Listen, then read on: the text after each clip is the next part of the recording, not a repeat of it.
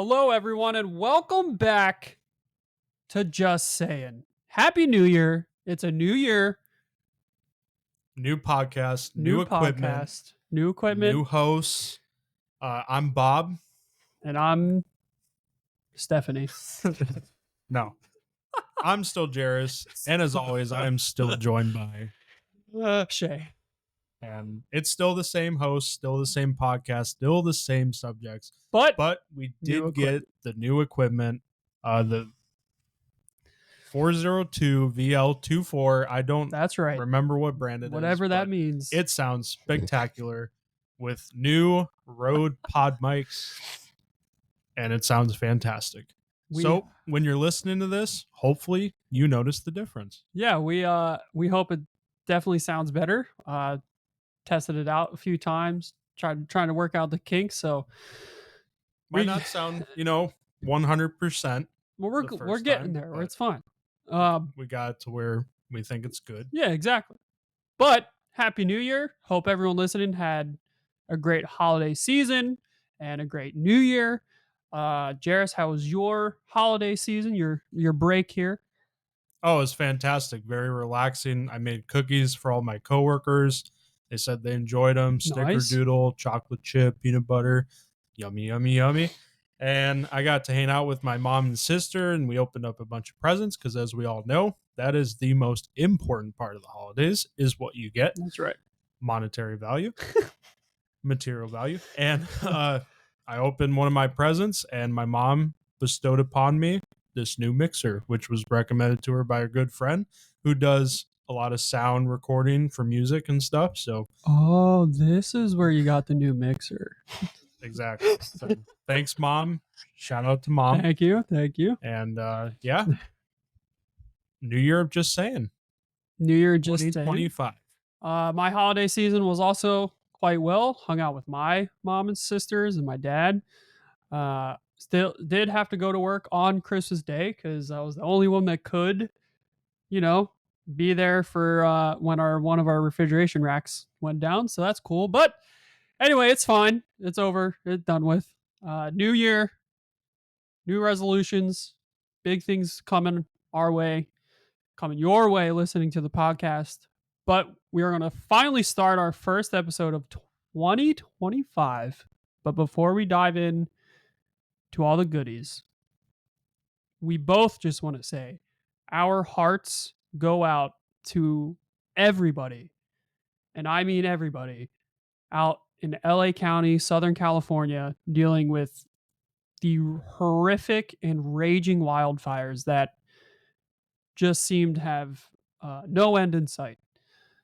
Yeah, and also right in the middle of all the winds that blow through this time of year. And the wind just is, if you know anything about wildfires, wind is the worst enemy.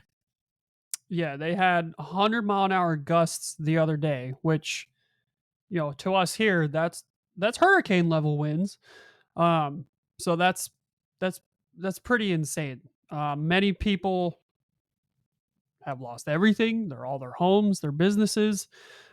Southern California, LA doesn't look like it used to. I mean, it's still on fire. It looks like it's in literal hell. But it's awful.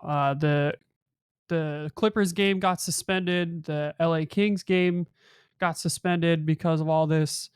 So it's just awful. And us here just saying, absolutely send our well wishes and our thoughts, good vibes, prayers, whatever you do.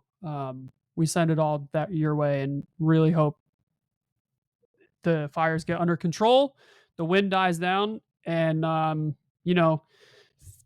can't say enough. Even down here, all the first responders and the firefighters responding to all this, just thank you. Thank you so much. They're risking their lives every day. Most of them have families. So, yeah, thank you guys for everything you do and continue to fight the good fight.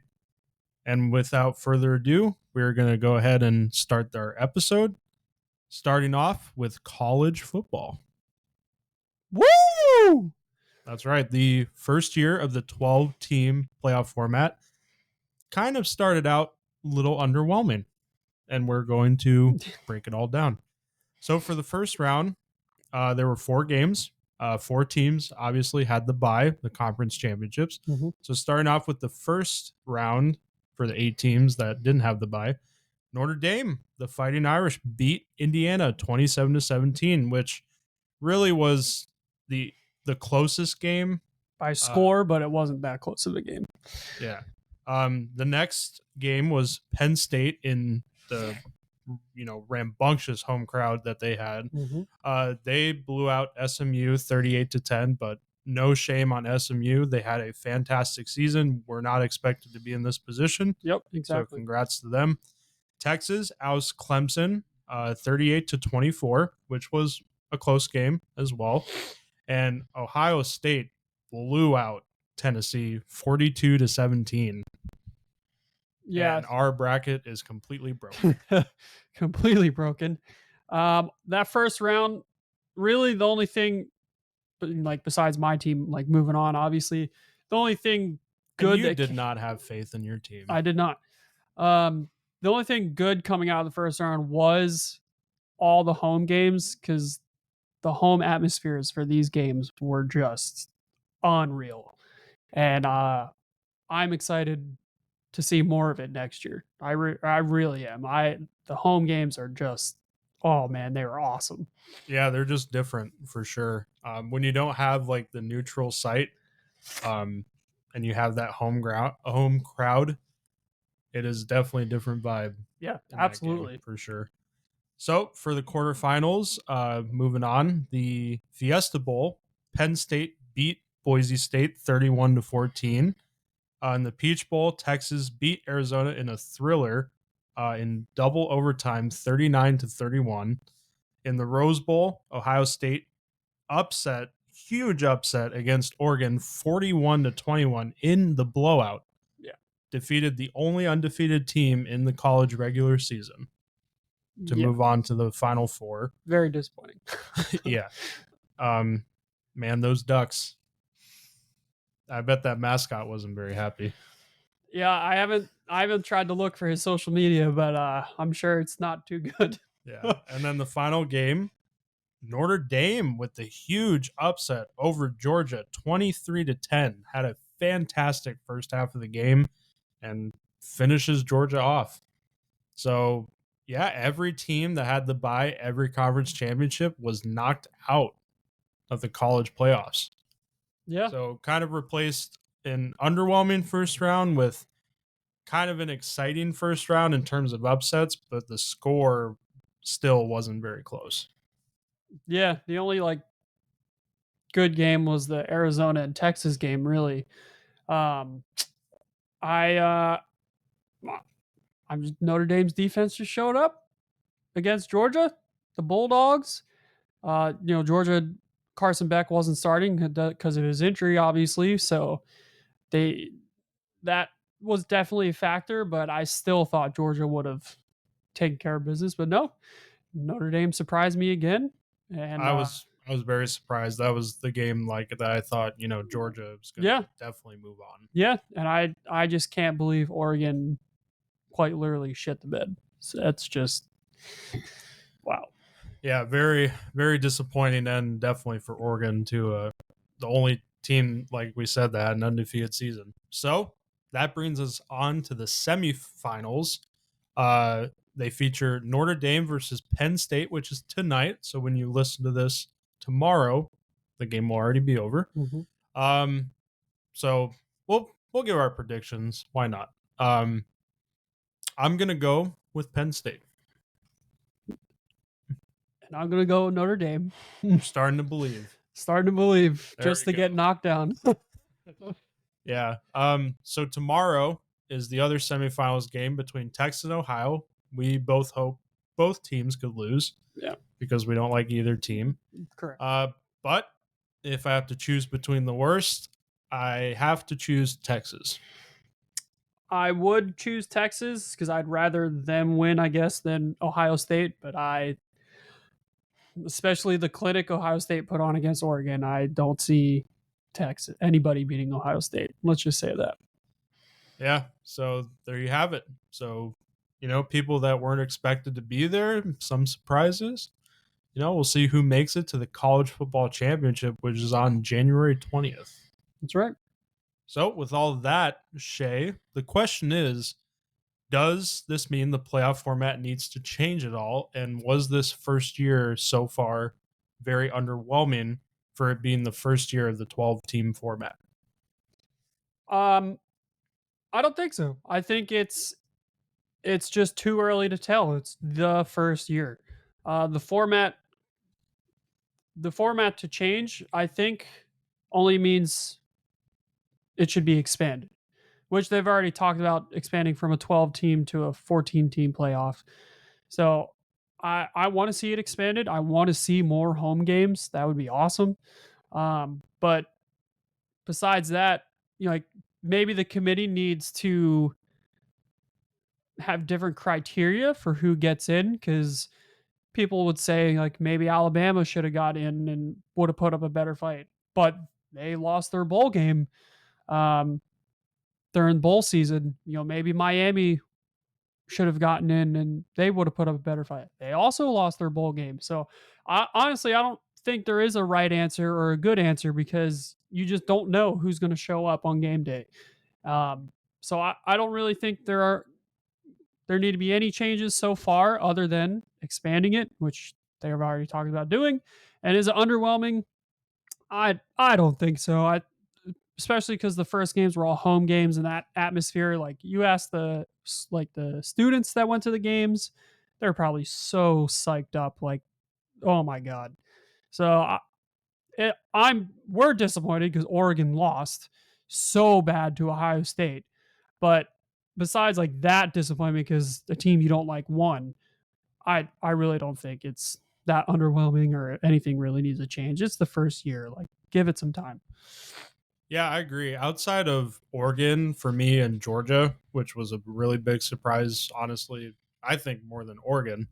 Um, I agree with everything that you said. It's the first year, doesn't warrant really any change. You kind of have to see how it pans out more years. Um, like we've talked before in other sports, teams that win that bye, they fight for it. They have it for a reason. If they don't win with the bye, then I think that says more about them than it does the teams, fighting their way through that first round Yeah. to get there. Yeah. So it's not a problem with the format. It's not a problem with the teams that got in. At the end of the day, if your team does not show up to the game, then you're going to lose. It's just as simple as that. The better team wins. Yeah, exactly. So, with that, that concludes college football, and we're going to move on now to professional grade football in the NFL. The NFL. Man, it's over, people. The regular season it was over. It's all right. Take a moment. Take a moment if you need to. Cry, shed a tear. If anybody else knows this name, Hydrocam, and you have not watched his videos, that is the thing of football season that I'm going to miss the Yeah. most because they are always fantastic. Yes, agreed. It's over. Or is it? Because the playoffs are here, baby. Except for Jarvis. But the playoffs are here, baby. Woo! Let's go. That's right. We'll start off on the highs. The Eagles, they clinched their spot weeks ago. Yep. So we knew they were going to be in the playoffs. Yep. But they put themselves in the best position possible. Smacked the Giants the last week of the season in the all black uniforms. Which looked fantastic. Correct. Finished 14-3 with no starters playing, so that's awesome. Jalen Hurts, he's back to practicing, so he's going to be ready to go for this Sunday against the Green Bay Packers in Philadelphia. They didn't play Barkley, which people were disappointed about. Obviously, he didn't break the record, came within 100 yards, but I'm okay with it. Playoffs are more important than records. If you had That's went right. and played Barkley, maybe you would have broken the record. But what if he got injured? Exactly. Then then would you be worried about the record? Yep. Yeah. People would be calling for, just like they were earlier in the season, Nick Sirianni's head. So Exactly. So, Shay, real quick, just initial thoughts. Who do you think will win in the Eagles versus the Packers? the Eagles have the better defense. They have the better offense. The Packers still have Josh Jacobs and Jordan Love, but now they're missing their number one wide receiver, Christian Watson. He's officially out. So, yeah, give me the Eagles in Philadelphia, 4:30 p.m. Sunday afternoon. Yep. That's right. So, for you, it's not over, but for me, it is over officially. And what happened because of that? Let me just say, first of all, I think the Bengals, they had a 5-game win streak to close out the season. After a horrible start, they did do everything that they could to try to put themselves in a position to make the playoffs. Correct. It did come down to the last game of the season, Mm-hmm. came down to the last day of the season. So, first, on Saturday, the Bengals took care of business and did what they had to do, and they won 19-17 over the Steelers, in part because of the Steelers' just complete incompetence. I Yeah. do not understand how we won that game. Uh, I watched like the last 8 minutes of the fourth quarter, and the Steelers had 2 possessions in the last 6 minutes. All they had to do was get in field goal range with the best kicker in the NFL, on Chris Boswell, to kick the game winner, and they just made terrible, terrible, terrible decisions. Terrible clock management by Tomlin. Uh, he might have been Zach Taylor in that department. Don't know how you do that either. But either way, we won. We put ourselves in the position that we needed to. But Sunday, it all came crashing down as the Broncos just completely demolished the Chiefs. Granted, it was against all of their backups and secondary players, so no surprise there. Then they secured the last playoff spot in the AFC, and the Miami Dolphins, along with the Bengals, were eliminated. Yeah. I people were really hot on the Broncos after their win, and then people had to say, well, it was against the Chiefs' second and third stringers, some maybe even fourth stringers in some cases. So let's not be like, No, what happened is that the Chiefs did not want to see the Bengals in the playoffs because they knew that they would be dangerous. So they oh, purposely sure, yeah, threw the game and just let the Broncos walk all over them so that the Bengals would make the playoffs. right, okay, That is absolutely ridiculous. You you never ever have a situation where players go out there and they're like, yeah, we're thinking about the Bengals, so let's throw the game. Especially backups and stuff. They're fighting for jobs. yeah, They're exactly, fighting for yep, positions. If they know they're probably not going to get re-signed by their team like the Chiefs, they have to prove to other teams like mm-hmm. I'm valuable and you want me on your team. I need a job. So and even with the draft, like with the Patriots losing the number one pick, that doesn't happen. Players don't go out there purposely throwing the game for those types of things. They're out there to win. Correct. People talk about tanking all the time. There may be that may be true on like an ownership level, but when it comes to the individual players, they're out there to get paid and to prove themselves to secure a job for next year. So it doesn't actually happen unless there's an investigation and comes out to be true. It doesn't actually occur. Yeah, it's just because it's the Chiefs and Yeah. just for all of this year with the refs and everything, everybody wants to make stuff up about the Chiefs. But what did we say all year at the beginning of the season? The Bengals start 0-3, 0-4 again. It's going to catch up to them. What did it do? If we had won week 1 against the Patriots, we would have been in the playoffs. Yep. If we had won against week 2, you know, or those 2 games for Baltimore where we lost by like 3 points. Mm-hmm. We would have made the playoffs. We had won against the Steelers that one time with the one of the worst offenses in the league. We would have made the playoffs, and you can go on and on and on and on. Yeah, it There's finally caught nobody up to to them. blame but themselves. It finally, it finally caught up to them. This game they've been playing for the last few years of having slow starts and coming out strong afterwards, finally caught up to them. But we'll get to the Bengals and the Jags in a moment. Moving on, Aaron Rodgers. Obviously, the Jets aren't in the playoffs, but he did throw for his 500th touchdown pass in what could have been his final game as an NFL quarterback. Yeah, I haven't heard anything. I mean, there's a lot of speculation out there that he does want to come back and play, Yeah. and that he does want to play for the Jets. With the way the Jets year went, I don't know if they do bring back Aaron Yeah, I don't Rodgers. know. Uh, could they? Maybe. Maybe draft. They'll probably want to draft a quarterback. Uh, and maybe they re-sign Aaron Rodgers as like veteran leadership. For him to mentor. But yeah, we saw this season like Aaron Rodgers had a big drop off in his numbers. But he got his 500th pass, touchdown pass.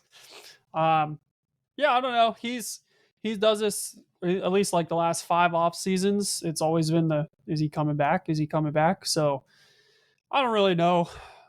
Who knows? Really, we won't know until he says so. Pretty much. Yeah, Um, but hey, this is his final game. Great game to go out of.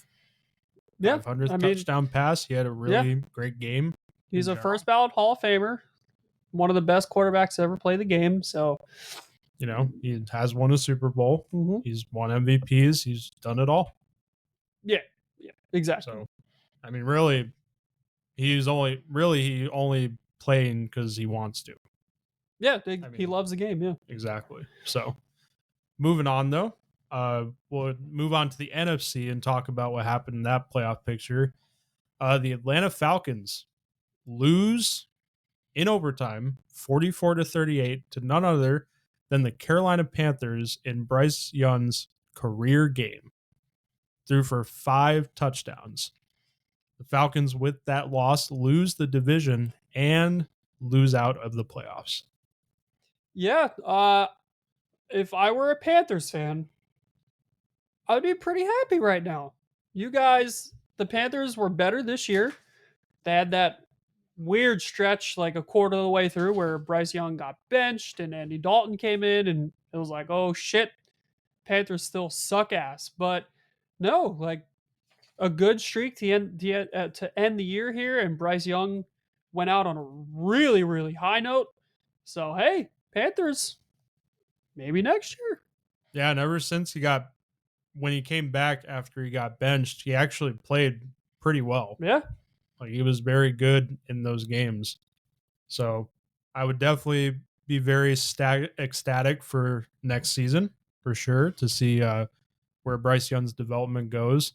For the Falcons, it was just a huge disappointment this season. Yeah. You bring in Kirk Cousins to try to elevate yourselves to maybe not be a Super Bowl contender, which is what a lot of people said, but you would expect at least playoffs Mm-hmm. at the minimum. And Cousins, after so and so start, he just has a terrible like 4 or 5 game stretch. He gets benched. Michael Penix comes in, and they had the opportunity to have it in their control, but they lost and the Bucks won, so now the Bucks were in control and they just fall short. And yeah, now there's talks about that they might cut Kirk Cousins Mm-hmm. before Yeah. his bonus kicks in. I think it was March, March something. Yeah. like middle of March. So yeah, as a Falcons fan, I would not be very happy right now. No, but Michael Penix did show some promise. So you have at least that to go on. He did show some promise. He did look pretty good in the couple starts that he did have. And you still have Bijan Robinson, top 5, top 7 running back in the entire league. So definitely still a disappointing year though. Not making the playoffs and completely fumbling at the end. Yeah, all I gotta say is if Kirk Cousins is not in the Hall of Fame, you got to put his age in the Hall of Fame. Yeah, yeah. That man, I think it was over $320 million in Yeah. career earnings, only winning one playoff game in his entire career. Put him in the Hall of Fame. Insane. But that's not a knock at Kirk Cousins. I actually No. like Kirk Cousins, but this year just didn't look good. No. And I mean, not just him, like Falcons in general, outside maybe Bijan Robinson, didn't look very good. Yeah, it was definitely a disappointing first year for first year head coach Raheem Morris. But hey, we'll see. We'll see what happens, next year. But to stay in the NFC South, the Tampa Bay Bucks clinched another playoff spot, their 5th year in a row being in the playoffs. That is the longest active streak in the NFL. So congrats to the Bucks and Mike Evans on the final play of the game, which very very classy for the Bucks coaching staff and Baker Mayfield and sideline to do. Ties Jerry Rice, Hall of Fame, considered the greatest of all time, not just wide receiver, but some people consider him just the greatest of all time. Tied Jerry Rice with his 11th consecutive season at 1,000 receiving yards. Yeah, they everybody obviously was expecting them to take the knee. And even before that, the Bucks actually were kind of struggling Yeah. against the Saints in the first half. Yeah.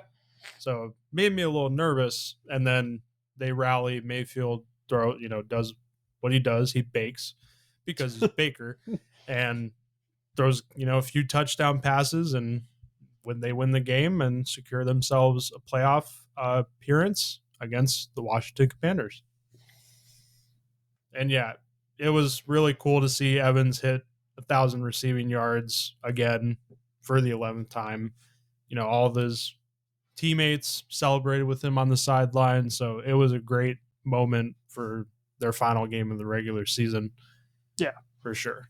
Exactly. So, and then the big game, what we all thought was going to be maybe the asterisk thought was going to be the game. The uniform combos from each team, though, did look pretty fantastic. Exactly. So we had the Minnesota Vikings and the Detroit Lions on Monday night. The final game of the year. What was at stake? I'll tell you what was at stake. The NFC North division, not only the division, but the number 1 seed in the NFC to secure the bye. Yep. And the loser would drop all the way to the 5th seed. Right. And be a 14-3 team on the road. That's right. In a playoff game. Yeah. And the Vikings kind of dropped the ball. Yeah, they did. Sam Darnold, whatever happened, the old Sam Darnold showed anything. Up. Yeah, the old Sam Darnold showed up, and it looked not good. They lost 31-9. The Lions have, as of now, 11 players on the injured reserve in defense, which you should be able to at least against their defense go score some touchdowns. But no, you only got 9 points. Yeah, pretty surprising. But the Lions get a bye week that they probably desperately want, and the Vikings they're going on the road. Pretty surprising. Yeah, for sure. We apologize about that. It's Howie. Yeah, say hi, Howie. Yeah. So the playoff matchup is set. But before we get to that, we want to highlight a few rookies from this year. This year, in 2024, we had 4 rookies hit the 1,000 receiving yards mark for the first time in NFL history. Brock Bowers, who's a tight end, and he was the first rookie tight end to hit 1,000 receiving yards. Yeah. He was pretty much the Raiders' offense all season. Yeah, he broke like not only rookie records but like actual tight end records too. He was pretty incredible. Yeah. Brian Thomas Jr., which outside of any other player on the Jaguars, probably was their best player. Yeah. Was fantastic for us.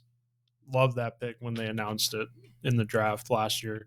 Malik Neighbors of the Giants also hit 1,000 receiving yards. Congrats to him. Mm-hmm. He did not have a quality quarterback. Yeah, again, pretty much the only good player for the Giants all year. Yeah.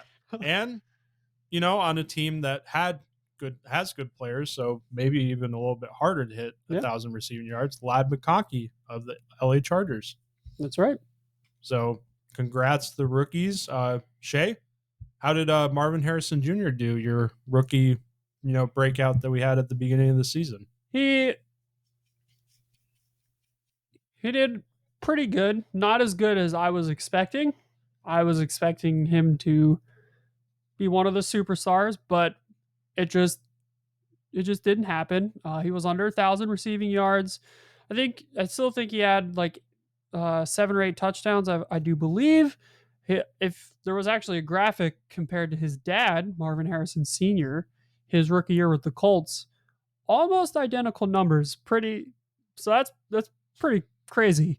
Yeah, I even remember too, like Arizona didn't utilize him like the first 3 or 4 games. Yeah, there would be well.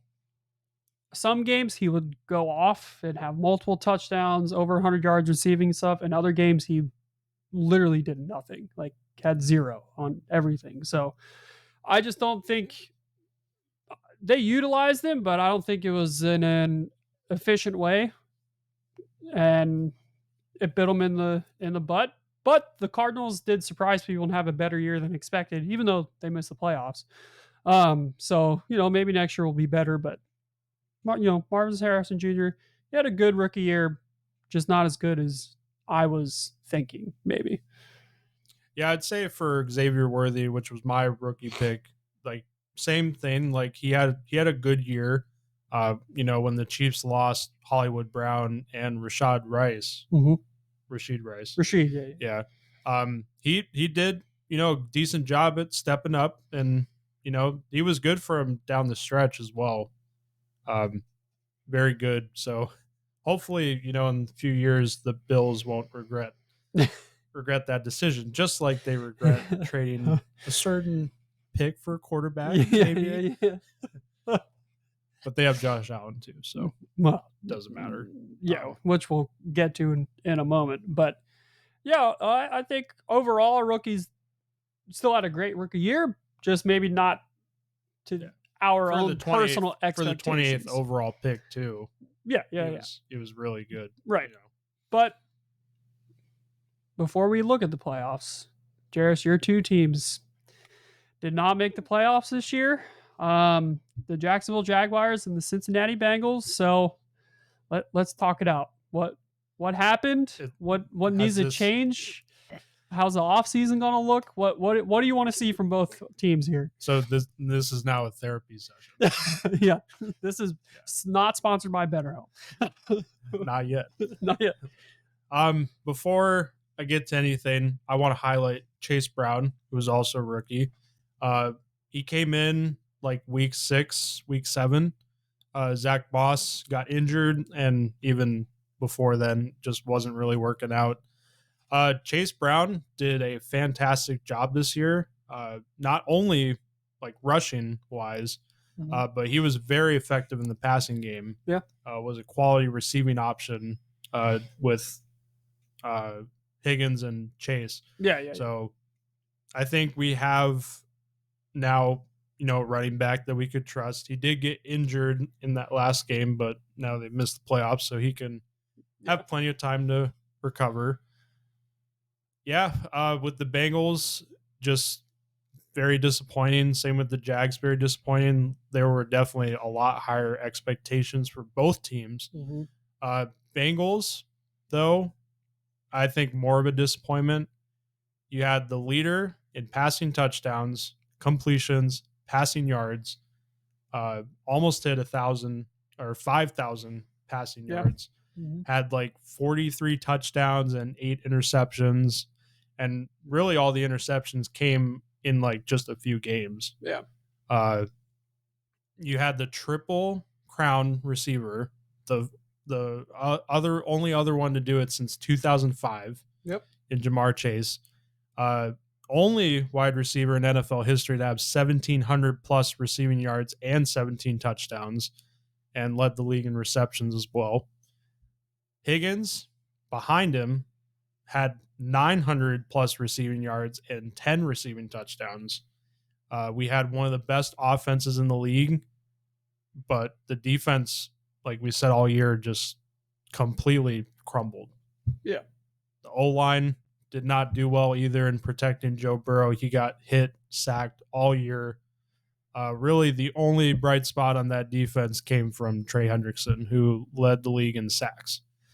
So you have, arguably like the best offensive quarterback, the best wide receiver in the league, the best edge rusher in the league. There's really just no excuse why we shouldn't have made the playoffs, and it really does make me sick because I said at the beginning of the year, if Joe Burrow's healthy, this team is going to contend for the Super Bowl. Yeah. Joe Burrow was healthy. He had the best season of his career by far, and we didn't even make the playoffs. Nope. And that is just unacceptable. Yeah. You guys did fire Lou Arumo, the DC, We but did. you still, as of right now, have Zach Taylor. So how does that make you feel? Zach Taylor is an interesting person. We make the Super Bowl in 2021, and you cannot make a Super Bowl without a good coach. Yeah. I just True. want to say that. True. Maybe he just had the perfect team around him, but you still have to have quality coaching to make the Super Bowl. Yeah. Since then, it's kind of just been, I wouldn't really say like a decline. I mean, it has been a decline, but it seems like to me, Zach Taylor is just kind of coasting. Mm-hmm. Like he's like this passenger. Like, is he really a leader? Like, is he a bona fide leader of this team that can, rally them together when it matters most? Yeah. Now, he showed that a little bit at the end of the season because they went on the 5-game win streak.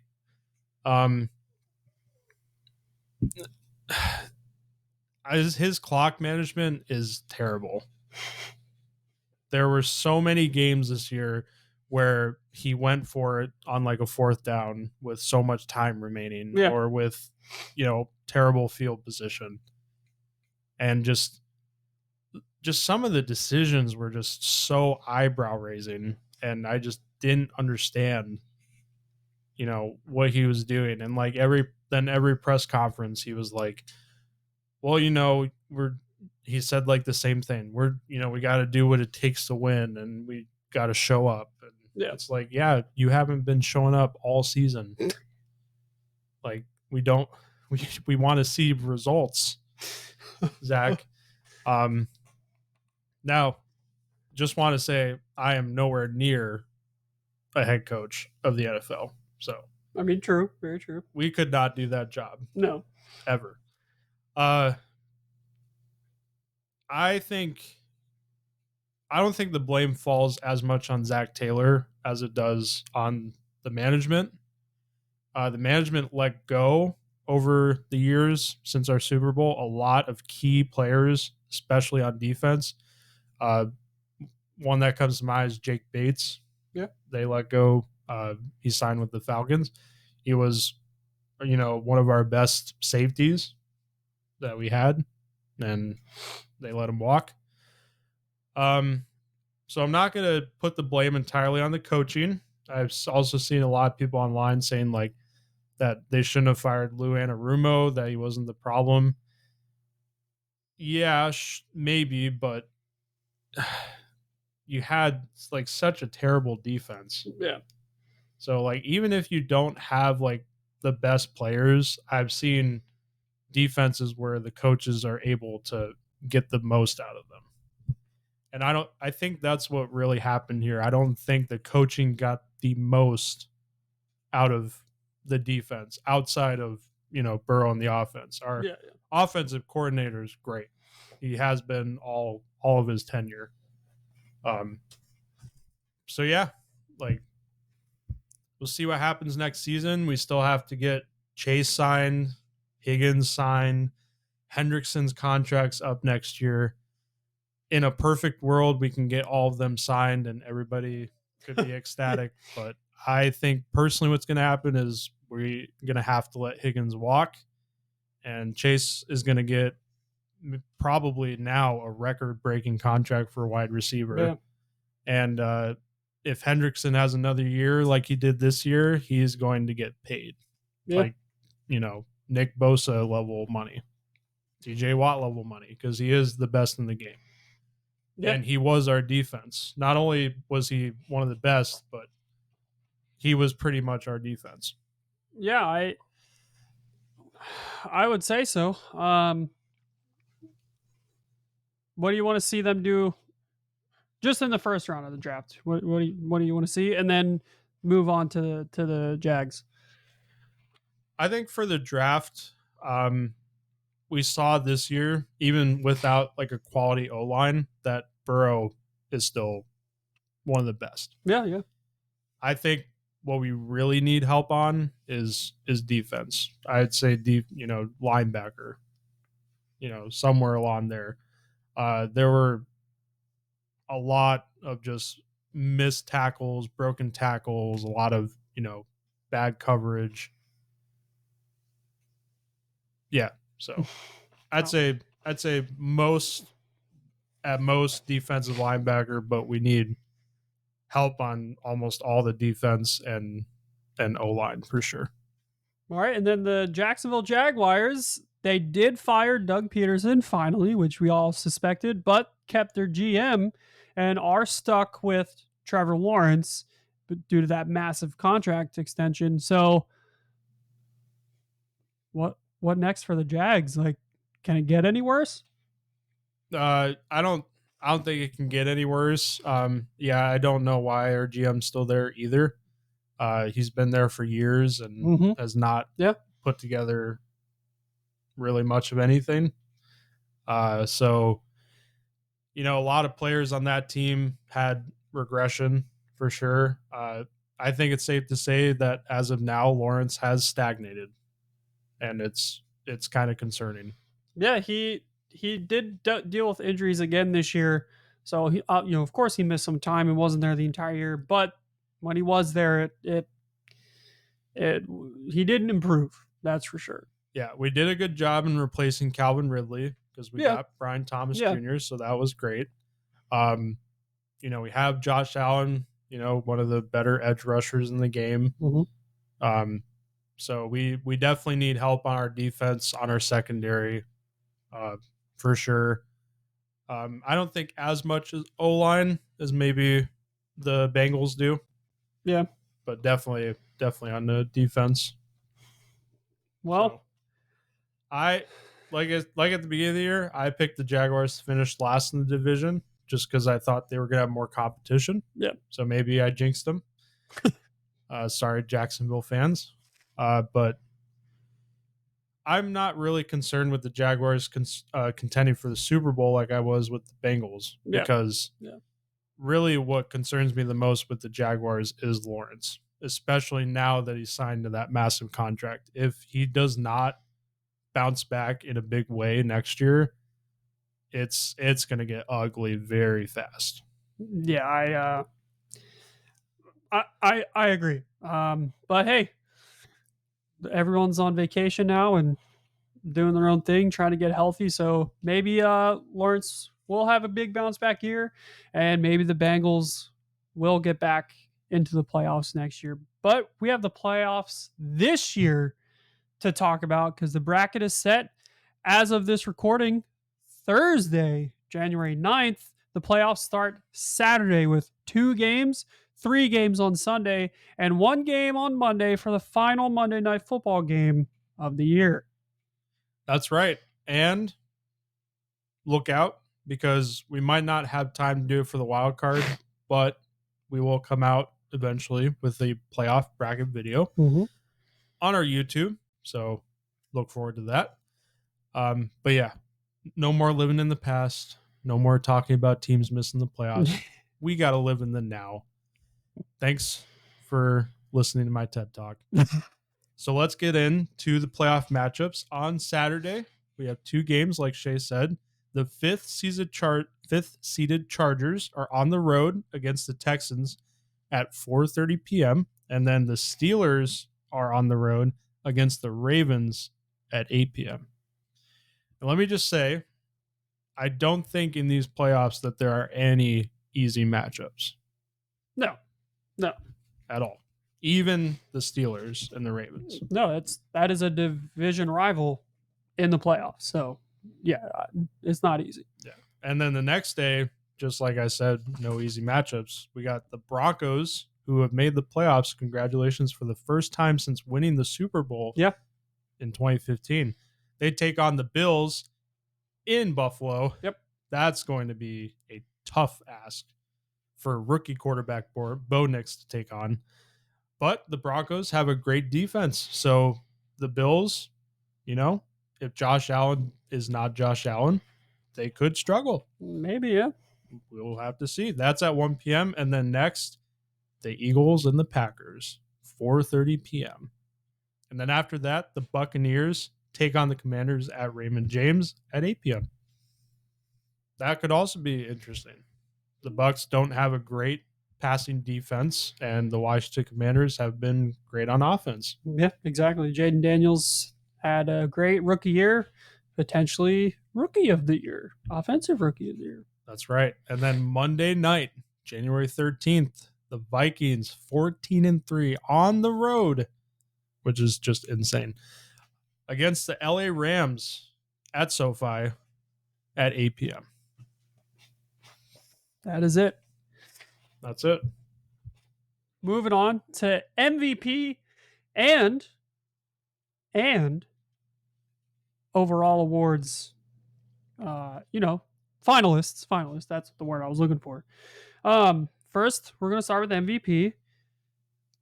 We've already talked about it a lot over the last few weeks, but your finalists for the MVP awards are quarterback for the Ravens, Lamar Jackson; quarterback for the Bills, Josh Allen; running back for the Eagles, Saquon Barkley; and quarterback for the Bengals, Joe Burrow. For offensive player of the year, your finalists are running back for the Eagles, Saquon Barkley; running back for the Ravens, Derrick Henry; and wide receiver for the Bengals, Jamar Chase.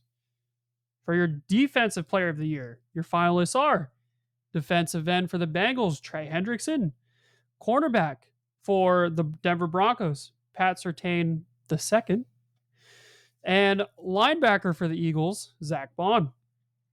For offensive rookie of the year, you have, as we just talked about, quarterback for the Commanders, Jaden Daniels; tight end for the Raiders, Brock Bowers; and wide receiver for the Jaguars, Brian Thomas Jr. Your defensive rookie of the year, defensive end Chop Robinson for the Dolphins, defensive end Jared Verse for the Rams, and the Texans safety Kalen Bullock.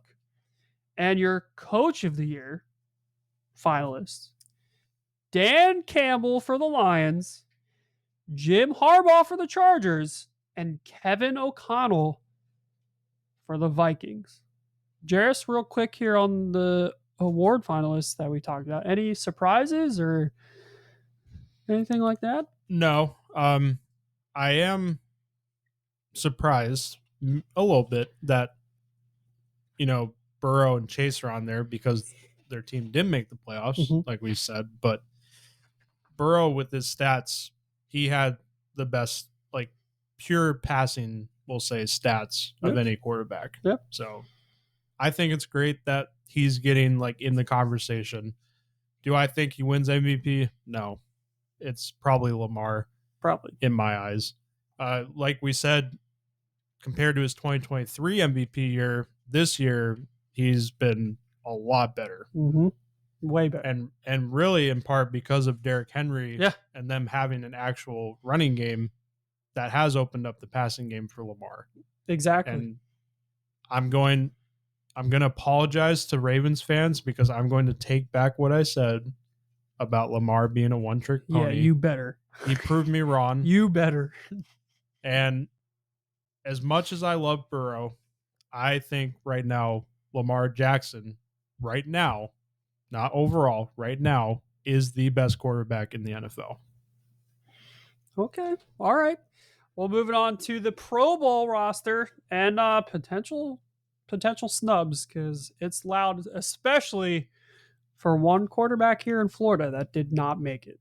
I also want to say real quick for Coach of the Year, no reason why it shouldn't be Campbell. Yeah, I agree. He has coached this team to the Yeah. record, to the bye, with so many injuries. I agree. No question. Exactly. If it's not Dan Campbell, what are we doing? Exactly. I agree. All right. Pro Bowl starting on the AFC side. Your quarterbacks named to the Pro Bowl are Josh Allen, Joe Burrow, and Lamar Jackson. No surprise. Your running backs are Derrick Henry, Joe Mixon, and Jonathan Taylor. Fullback, Patrick Ricard. Receiver is Jamar Chase, Jerry Jeudy, Nico Collins, and Zay Flowers. Your tight ends are Brock Bowers and, surprisingly to me, Travis Kelce, because he had a down year compared to his last year's, but it's Travis Kelce and the Chiefs, Taylor Swift. Offensive tackle, Deion Dawkins, Laramie Tunsil, sorry, and Rashawn Slater. Offensive guard, Quentin Nelson, Joe Thuney, and Trey Smith. Center, Creed Humphrey and Tyler Linderbaum. On the defensive side, defensive end, Myles Garrett, Trey Hendrickson, and Max Crosby. Interior lineman, Cameron Hayward, Chris Jones, and Namandi Mudbuki. Oh my God, I don't know how to say that name. I apologize. Outside linebacker, Nick Benito. Don't grab those Benitos. That's right. TJ Watt, one of my favorite moments of the year, and Khalil Mack. Inside/middle linebacker, Roquan Smith and Zaire Franklin. Corner, Derek Stingley Jr., Patrick Surtain II, Marlon Humphrey, and Denzel Ward. Free safety, Minka Fitzpatrick. Strong safety, Kyle Hampton and Derwin James. Your long snapper, Ross Matisic from the Jaguars. Your punter, Logan Cook from the Jaguars. Well, they did punt a lot. Yeah. Place kicker, Chris Boswell. Return specialist, Marvin Mims Jr. Special teamer, Brendan Schooler. On the NFC side, quarterbacks, Jared Goff, Jaden Daniels, rookie, and Sam Darnold. Congrats to Daniels on the Pro Bowl as a rookie. That is not an easy thing to do, but I am very, very surprised that Baker Mayfield was not selected. That's the snub that I was referring to, and that is my personal biggest snub of the Pro Bowls, yes.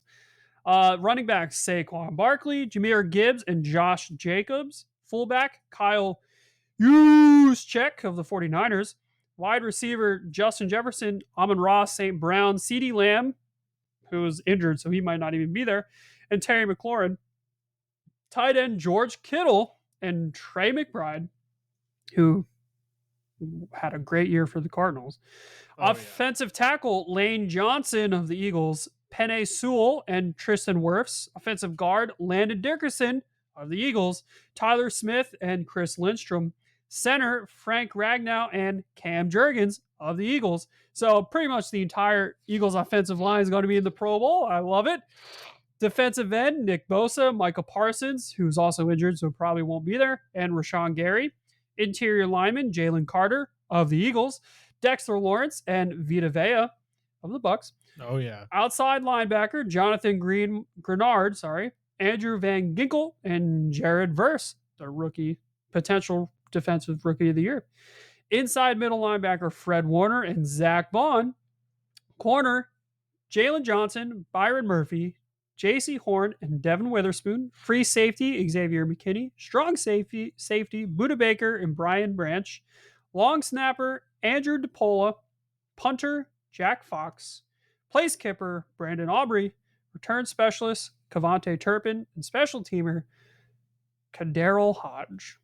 And that is your 2025 Pro Bowl roster on the NFC and AFC side played the week before the Super Bowl in Orlando, Florida. Let's take a minute to give a round of applause for Shea Hutchinson on the name calling. Yeah. Shut up. We're just copying the Pat McAfee show. Anyways, yeah, really the only snub, like I said, I could see is definitely Baker Mayfield had a great season, but he's probably more concerned about the playoffs than the Pro Bowl. Yeah, I mean, who knows too if any of the Pro Bowl quarterbacks make the Super Bowl, they are not going to be in the Pro Bowl, obviously. So he could be an alternate. You never know. Yeah.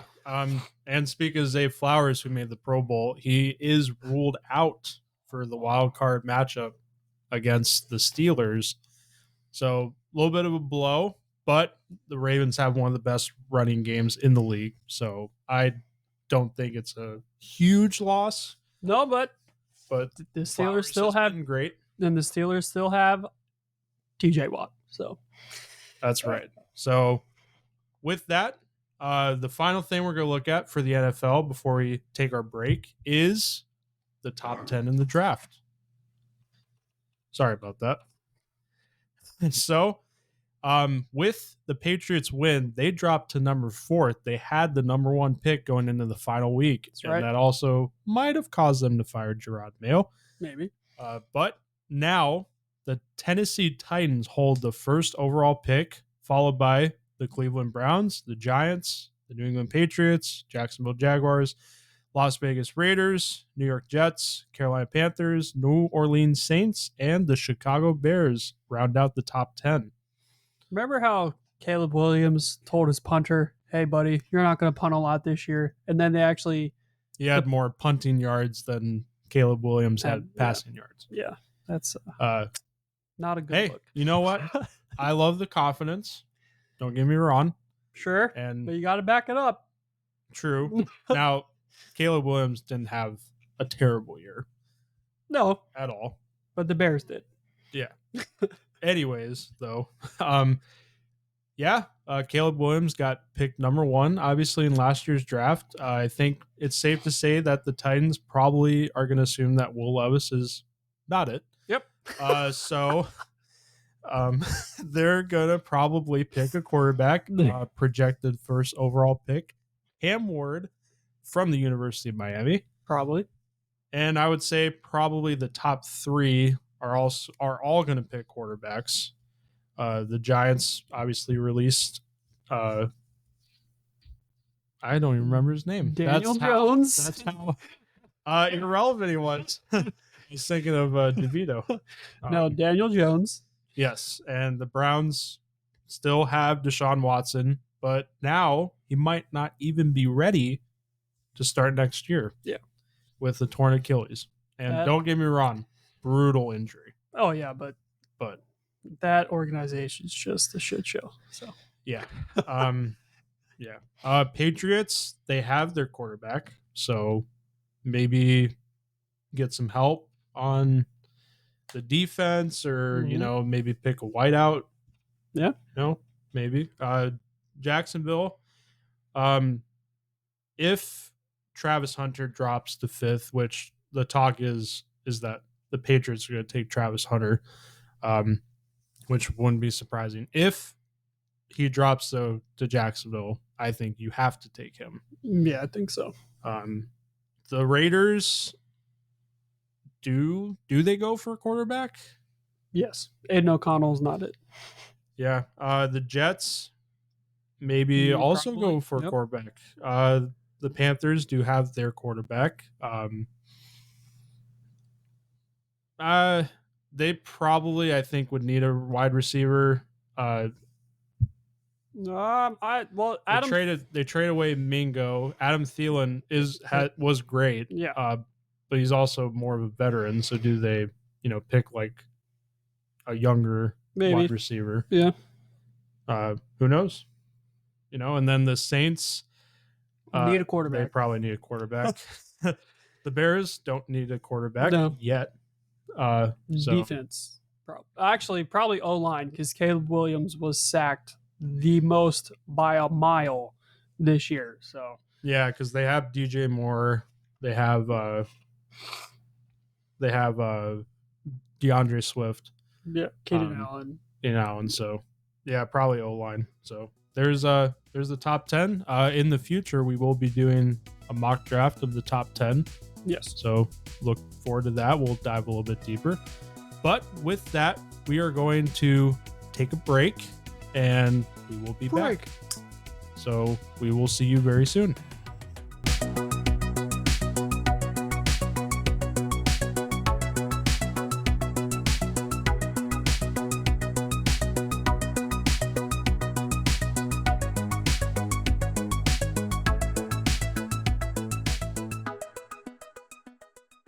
And welcome back, everyone, after the break. Moving on to the NBA. Wait. But first, Breaking news bum bum bum. out of the NFL. And it's sad news. The Vikings and Rams game that was supposed to be played at SoFi Stadium in LA got moved to Glendale, Arizona, where the Cardinals play, due to the raging wildfires that we just led the episode off with. So sad. I mean, at the end of the day, it's a football game, so who really cares? But more importantly is the community in the area all around SoFi that is just engulfed in flames right now. Yeah, the most important thing is everyone stays safe. Yeah. It sucks, obviously, that they won't be playing at home, but doesn't matter. Yes. It Anyway, involves safety. Exactly. Moving on now, though, to the NBA and basketball, which had a little bit. There's some stuff going on down in Miami while we were on break. That's right. You could say that things are heating up. It's a knee slapper. Oh, okay, we're done. Goodbye. No, yeah, a lot of drama in Miami right now. Miami buckets. It first started off with Butler just requesting a trade out of Miami. And there was a lot of speculation beforehand, like, is he going to want to trade out of Miami? This is the final year's contract and all that. Really, the whole, sphere is that, he likes Miami. Miami loves him, and he's probably going to re-sign, and everything will be fine. Then he requests a trade, and then he gets suspended 7 games by the team for, it was like conduct that is harmful to the team or conduct that degrades the team, whatever, how they worded it. So yeah, it does seem like the relationship is fractured and that the Butler saga in Miami is going to come to an end. Yeah, it's pretty pretty surprising when only a couple years ago he was talking about finishing his career down in Miami. I personally, as a Celtics fan, I love this, but personally, I think this is bad news for the Heat. Losing not just like a veteran presence that is Jimmy Butler and a veteran talent, like a superstar level NBA player who leaves it, as we saw in the playoffs, leaves it all out on the court. They better, if they do trade him, they better get some good in return.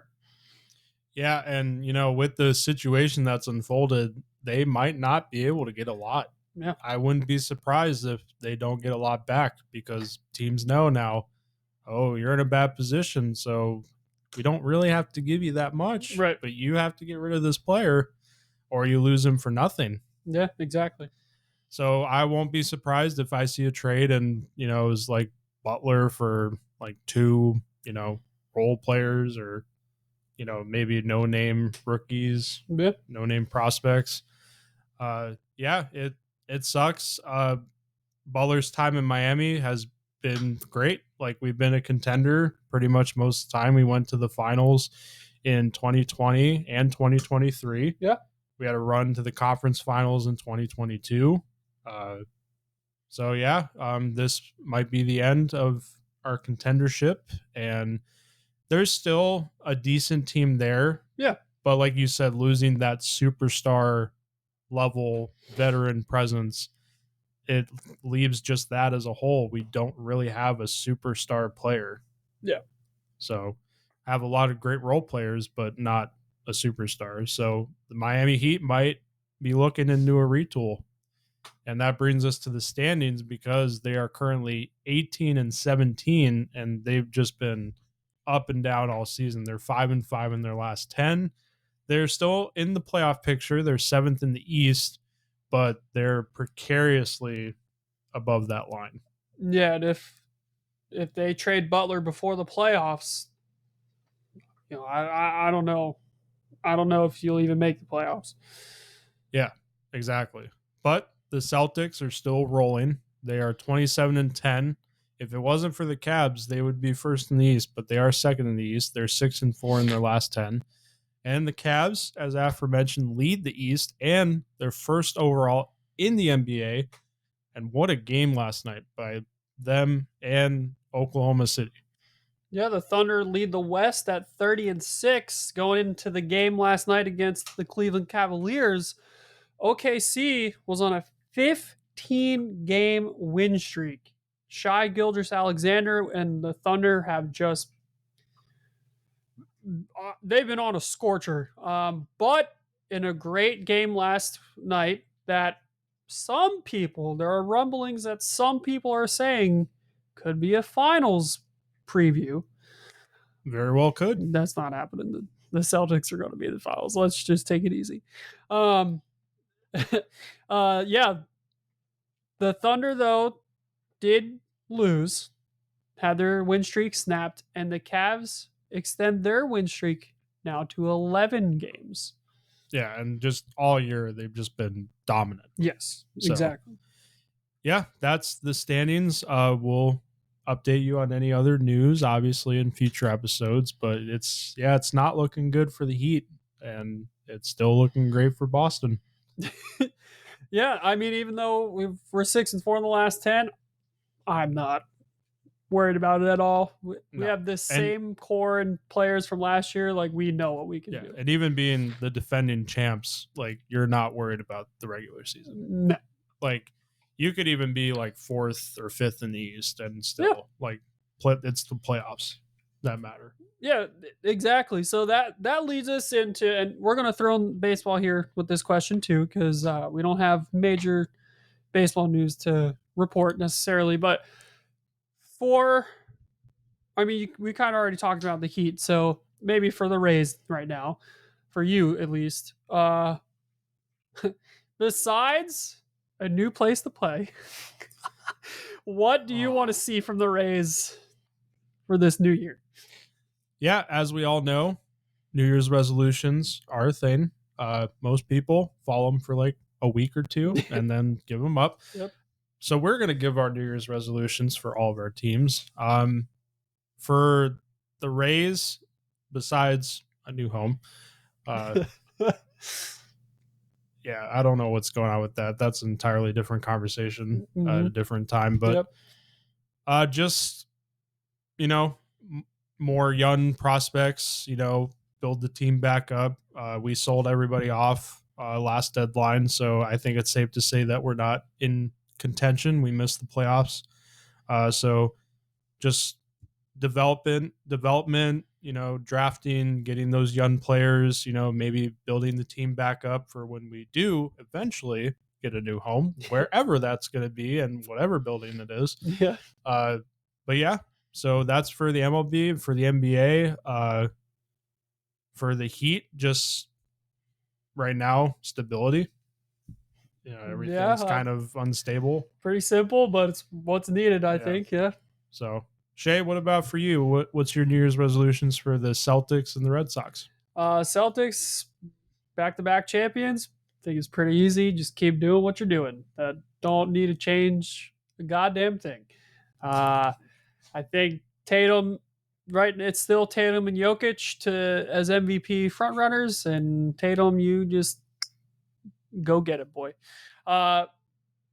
for the Red Sox, we did what I wanted us to do in free agency this offseason and get pitching help. We signed multiple pitchers, biggest name being Walker Bueller from the Dodgers, one of the key players for the Dodgers to win their World Series this past season. Um, so now that's great on the pitching end. We still need help offensively. However, our biggest problem for years and years and years, even with the World Series win in 2017, has been our pitching. So I think we finally are showing signs that we want to improve our pitching, and I am scared to say it, but I am cautiously optimistic about making the playoffs. What? No, that's good, and good for us on picking, something different other than playoffs, uh, or a championship. But for the Celtics, it's pretty obvious. They're the Yeah. defending champs, so there's not really much else that you can hope for. Yeah. But yeah, there's NBA and MLB. Outside of that, not really much happening, but we will keep you updated. Finally, we get to the NHL, and outdoor hockey is coming to the Sunshine State.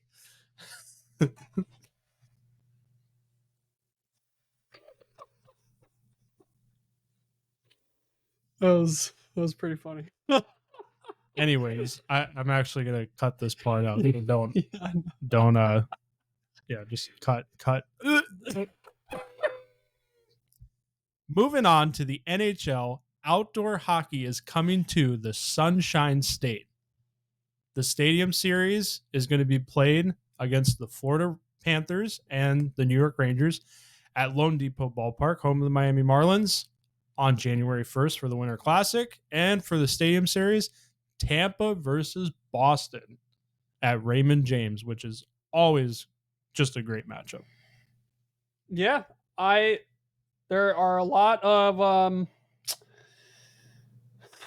there's a lot of comments for this news that broke, but yesterday, right, as of this recording. Which makes sense. Yes. We talked about earlier. On a personal level, just me, myself, and I. Yeah, start with your opinion. Personal level, the Winter Classic, which did not do good this year. Yeah, real quick, the Winter Classic this year was on December 31st, New Year's Eve, where a lot of people work. A lot of people were prepping for parties, and it was at 5 p.m. Yeah. In the middle of 12 other games or 13 other games. Right. The venue was great at Wrigley Field, which, I mean, come on. Like, it's Wrigley Field. Exactly. But the teams were not the best, and the timing of it and moving it from January 1st to December 31st, I don't understand.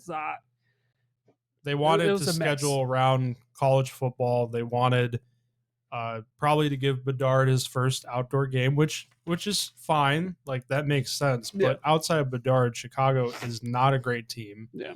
And then St. Louis, their opponent, is just a mediocre team. Yeah. And on top of all that, it wasn't a very good game. St. Louis blew them out 6-2. But with that, the Winter Classic got its lowest viewership in history, dropping below 1 million viewers at only 920K across the U.S. on ESPN. Yeah. So with that being said, the Winter Classic, in my own personal opinion, should always be on January 1st, New Year's Day, and it should always be played somewhere in the north, whether it be the Northeast, the Pacific Northwest, the Ohio region, mid-Atlantic region, Canada, like somewhere up north where it's actually winter, it's actually cold, there's a chance for snow. I mean, it's cool they're coming to Florida in the middle of winter, sure, but for the Winter Classic, I think it should just be up north. For the stadium series, like the Lightning and Bruins being at Raymond James on February 2nd, like that's cool. That's fine. Like play your stadium games, anywhere you want to, in my opinion. But the Winter Classic is supposed to be this big sacred draw, an event for the National Hockey League. So why are we going to Lone Depot Park in In Miami Miami. where the Not just Florida, but like South Florida, like yeah all the way south in one of the hottest parts, probably the US, uh, humidity abound, yeah gonna like play it's going to be hockey. January 1st, so it's going to be cooler, but January 1st in Miami is like in the 60s. It's not really like hockey weather. So and it's inside too. It's not outside. It's going to be Yeah, Lone inside. Depot is not like outdoor. I I I just don't it doesn't I don't like the Winter Classic being down here. My own personal like move it up to New York. It's the Rangers and Panthers. Play at Yankee Stadium. Play at Citi Field where the Mets play. Like there you go. Do that. But I don't know. I like I said, Stadium Series down here, that's fine. I'm fine with that. I just don't like the Winter Classic down here. I agree with you. I think part of the reason why we've had the viewership dip, and we talked about this too, is the outdoor game is not as much of a novelty as it Yeah, was before. Like you have two, sometimes three a year yeah, now. Um, I get what the NHL is doing. They want to try to give every team a shot at an outdoor right, game, yeah, which sounds great in theory, but you just had your lowest viewership, part of because of the schedule and all that. But you know, even somewhat up north in Chicago, you picked two bad teams. Uh, and no offense to the teams or anything, but the record just not good. yeah. And you had your lowest viewership in history. So the best decision you could make to have it bounce back was to bring it to Florida, which recently, they've been great teams and Yeah, for they sure. are hockey markets, but they're not Exactly. like the traditional Yeah, hockey markets that you would think would make a big draw. right. I think they missed out on an opportunity here. I think they should have had the stadium series in Tampa, between Tampa and Florida. You Hmm. have the Battle of Florida, make that like the focus, Right. Yeah. and then have the Winter Classic somewhere else, Yeah. like between New York. They could have done like New York and New Jersey. Hmm. Or well, they did that last year. They could have done like maybe New York and the Islanders, Yeah. Battle of New York, or traditional like Boston, Pittsburgh, Philadelphia. Yeah. Um, I think they missed on the opportunity there. I mean, like I said, it sounds great in theory, but I'm kind of wondering like, is it going to really draw as much Yeah. as it Like did this we year? know the tickets will be sold, and they'll have no problem doing that. But There's a lot of the snowbirds that come down yeah, here, so there's no shortage of Boston fans. There's no shortage of Rangers yeah, fans. the viewership on TV is where they're going to get most of their money, and that's where the real numbers are going to be. Like I I don't know if this Winter Classic can turn the At ship least get around. back up to a million Yeah, or I really above. don't know. Yeah, I don't know either. We'll have to see, but I wouldn't be like too optimistic, Yeah, let's say. yeah, So moving on from the Winter Classic, a little standings update. The Tampa Bay Lightning, after a really bad stretch where he lost four in a row and did not win anything on the California road trip. We are 21, 15 and 2 overall, 44 points. We are fourth in the Atlantic Division and currently hold the first wild card spot. 5-5 in our last 10, but we did win our last game. The Bruins are 20, 18 and 5 overall, 45 points. They're third in the Atlantic, but they're 3-5 and 2 in their last 10 and on a 5-game losing streak. correct.